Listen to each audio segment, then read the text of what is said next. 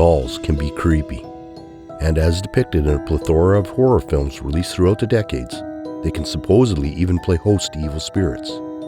But what if I told you the origins of the ideas behind movies like Chucky may not have been fictional at all, but instead based in truth?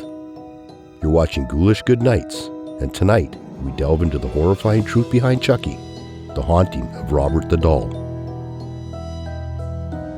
In the early years of the 20th century, a one-of-a-kind handcrafted doll found its way into the possession of a young boy named Eugene Robert Otto, gifted by a servant who worked for his family. This extraordinary doll, created by the renowned Steiff Company in Germany, stood about 40 inches tall and was stuffed with wood wool, also known as Excelsior. Affectionately known as Gene, the boy swiftly grew attached to the doll, naming it Robert, and forming a bond that would endure for a lifetime and beyond. Gene's abode, now dubbed the Artist's House, stands at 534 Eaton Street, erected between the years 1890 and 1898. Within these walls, Gene, an artist and author, was presented with the enigmatic Robert the Doll, and their remarkable tale began to take shape. Despite its unassuming cloth-made appearance, Robert soon found himself entangled in bizarre and somewhat alarming events.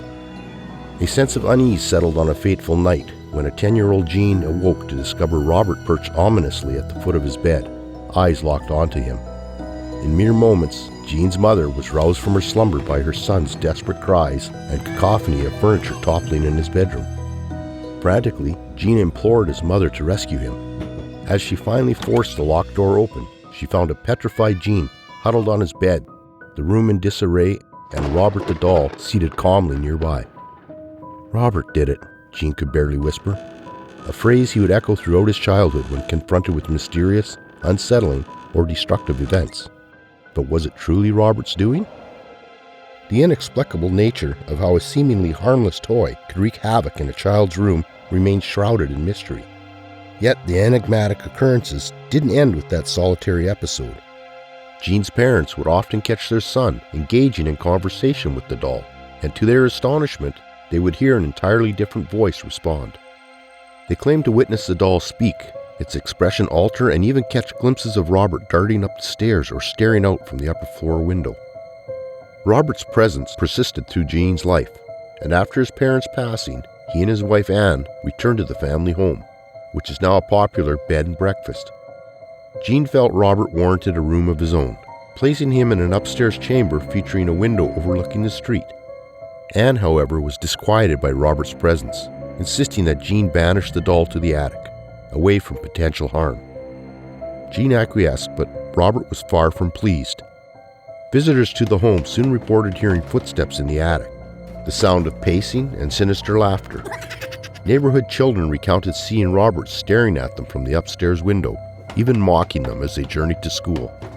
Alarmed by these claims, Gene hastened to investigate, certain that he had locked Robert away in the attic. To his utter disbelief, upon opening the bedroom door, there sat Robert, nestled in a rocking chair by the window. Gene's efforts to confine Robert to the attic were futile, as the doll would consistently reappear by the window in the upstairs room.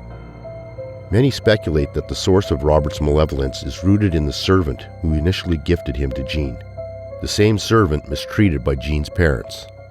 Some believe that she cursed the doll with voodoo and dark magic as retribution. This theory might explain the numerous chilling encounters people have experienced with Robert the Doll. But if true, wouldn't the haunting have ceased with the original owner's demise? As our story of Robert the Doll unfolds, it's fascinating to consider the broader cultural impact that tales of malevolent dolls have had on our popular cinema. The chilling events surrounding Robert may remind some of the popular horror movie franchise Child's Play, which began in 1988 and follows the terrifying exploits of a possessed doll named Chucky. Although the creators have not confirmed any connection, the similarities between Robert and Chucky's stories simply cannot be ignored.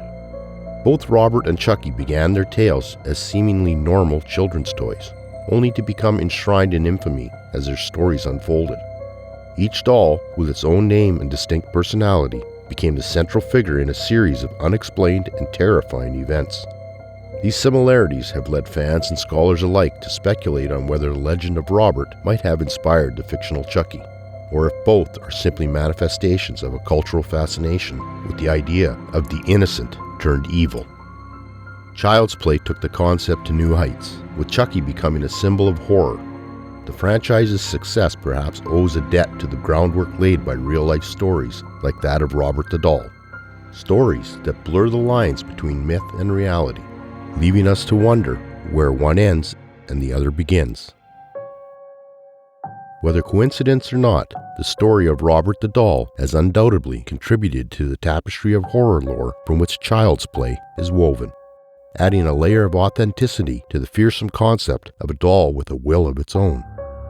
Other films that delve into the eerie world of evil dolls include Annabelle, a spin-off from the Conjuring series, featuring a haunted doll with a sinister presence. Dead Silence is yet another example, where a ventriloquist dummy wreaks havoc and death upon those who encounter it. Both the story of Robert the Doll and films such as these share some striking similarities. A seemingly innocuous doll that becomes the center of bizarre and frightening events, unexplained occurrences that defy rational explanation, and a sense of dread that stems from the unexpected transformation of a childhood plaything into a sinister force. As the credits rolled on the first Child's Play movie back in 1988, audiences were left to ponder the origins of Chucky.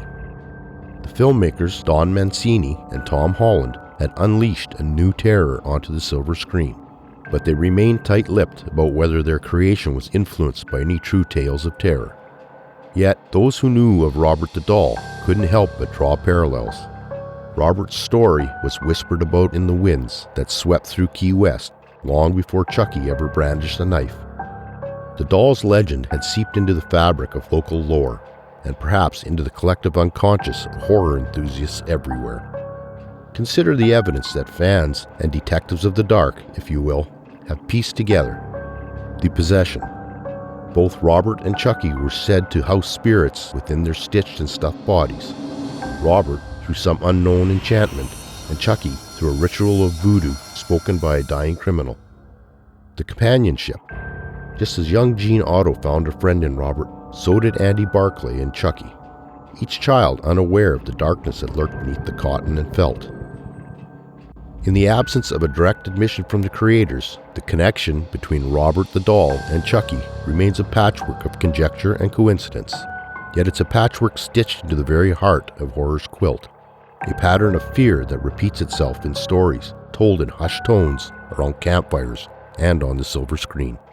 The truth may be as elusive as a shadow in a darkened room, but the story of Robert the Doll endures, a possible muse to the nightmares that dance at our heads long after we've outgrown our toys.